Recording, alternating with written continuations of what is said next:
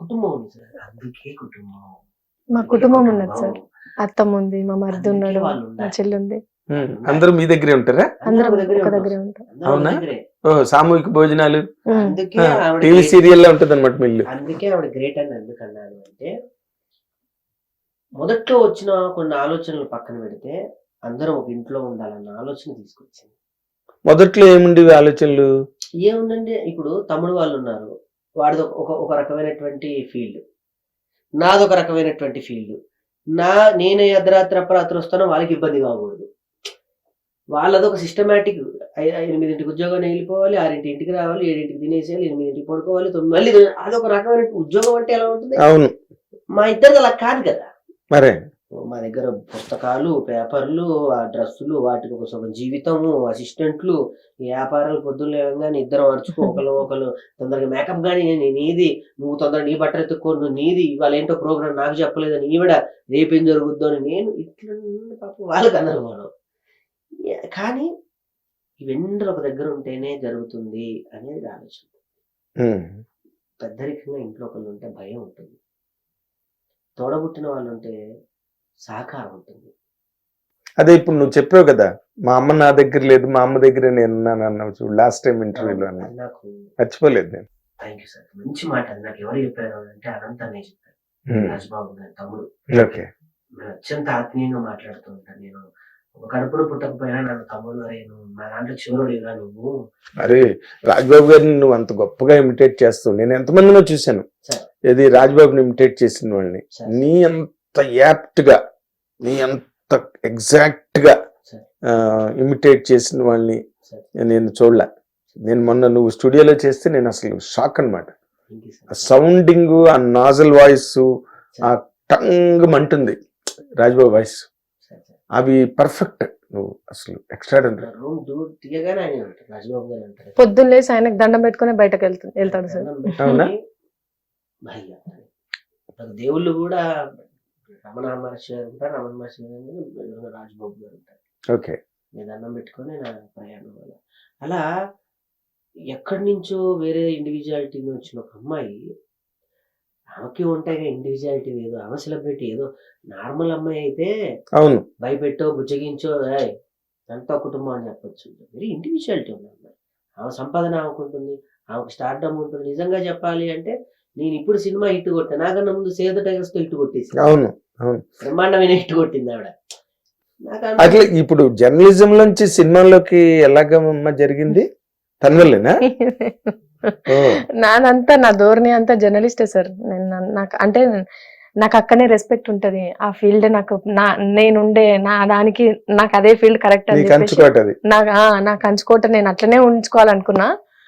కానీ లగ్గంకి బిఫోరే ఇట్లా వాళ్ళు కాల్ చేసి ఉండే అనమాట, డైరెక్టర్ తేజ అన్న, సీజన్ 1 కి తేజ అన్న డైరెక్టర్, రైటర్ ప్రదీప్ అద్వైతం అన్న వాళ్ళు ఫోన్ చేసి ఇట్లా స్టోరీ అనుకుంటున్నాం, ఒకసారి నువ్వు వస్తే మంచిగా ఉంటదమ్మా, ఒకసారి విను కథ ఏంది అని అంటే.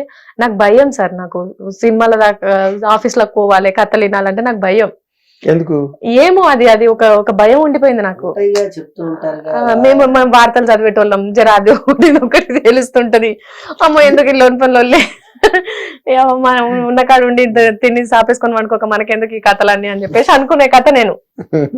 అంటే ఉన్న కాడనైనా సరే జాగ్రత్తగా ఉంటే సరిపోతుంది, లేని ఒకటి క్రియేట్ చేసుకొని ఏ నింద నా నెత్తి మీద వేసుకుంటాను అనే భయంతో బతికిన అమ్మాయిని నేను. సో నేను వాళ్ళు ఫోన్ చేయని నేను కట్ చేయ, వాళ్ళు ఫోన్ చేయని నేను కట్ చేస్తా అంటే చూసి ఎందుకు అట్లా కట్ చేస్తున్నావు, ఎవరిది ఆ ఫోన్, ఎవరిది ఎందుకు అంత ఇబ్బంది పడుతున్నావు అంటే చెప్పినా నేను. అంటే అవునా ఒకసారి నేను మాట్లాడతా అని చెప్పి తిని మాట్లాడితే తేజ అన్న మాట్లాడింది. అరే రాకి నేను తేజ అన్న మాట్లాడతాను, ఫోన్ జర చూడు కథ మంచిగా ఉన్నది, అమ్మాయి ఫోన్ కూడా సరిగా రెస్పాండ్ అవుతలేదు అని అంటే, ఆయన ఎవరు అనుకుంటున్నావు, ఇట్లా మాకు తెలిసిన నేను ఒక్కసారి ఆఫీస్ దాకా నేనే తీసుకుపోతాను నువ్వు ఒకసారి ఆఫీస్ దాకా వెళ్ళి కథ ఒకసారి విను, ఎంతో మంచిగా ఉంటుంది తప్ప ఆయన అంతగానని చెప్పడు, ఒక ఆర్టిస్ట్ అయి ఉండి ఫస్ట్ టైం డైరెక్షన్ చేస్తున్నా అని చెప్తున్నాడు, విను కథ ఏంది అని అంటే. పోయి వాళ్ళు ఆఫీస్కి వెళ్ళిన తర్వాత వాళ్ళు పేపర్లు ఇచ్చిండ్రు. ఇక మనకు అలవాటే కదా పేపర్లు పట్టుకొని చదువుడు, అది పట్టుకొని నేను చదివిన. అసలు ఈ క్యారెక్టర్ కు నువ్వే యాప్ట్ అది అని చెప్పేసి అన్నారు. దర్శి పక్కన యాక్ట్ చేస్తున్నావు, దర్శి పక్కన నువ్వు యాక్ట్ చేస్తున్నావు అని చెప్పేసి అన్నారు. అది చాలా గ్రేట్ ప్లేస్మెంట్. అది దర్శి పక్కన క్యారెక్టర్ పడడం అన్నది చాలా మంచి ఆపర్చునిటీ అది.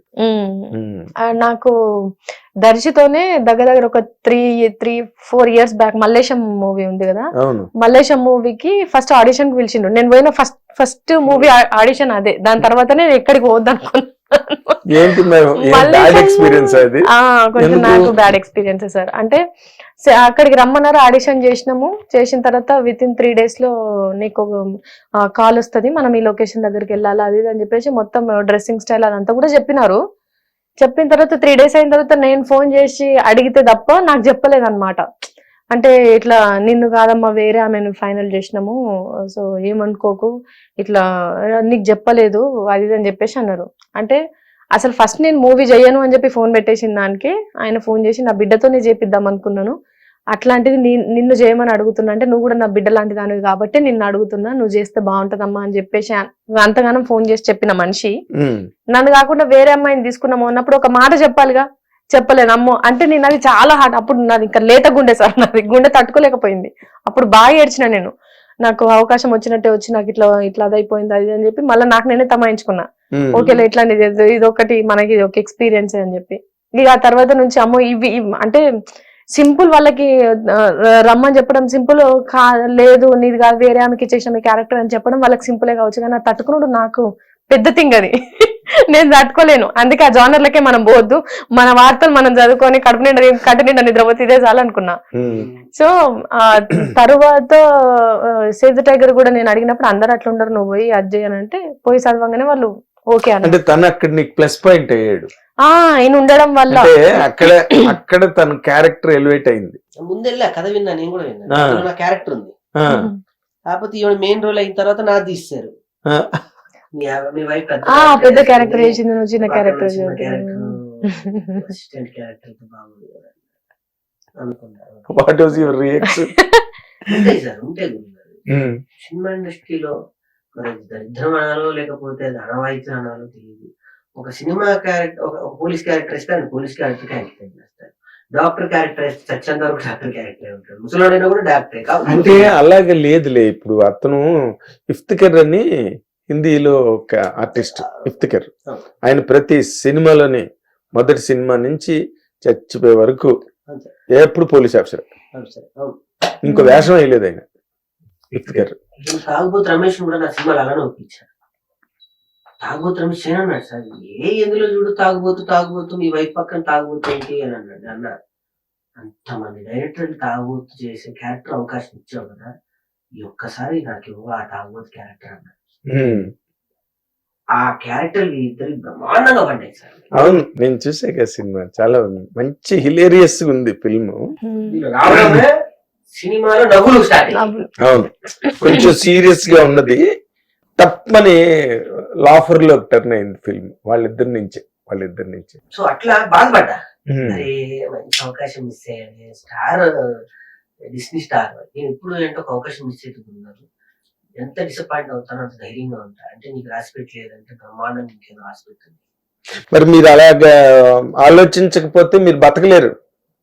నటులకు వేరే అవకాశం లేదు కదా, సరే దీనికన్నా మంచిది వస్తుంది అని మీలో మీరు ఆ బలాన్ని నింపుకోకపోతే మీరు బతకడమే కష్టం అయిపోతుంది. ఇప్పుడు సుజాత చూడు.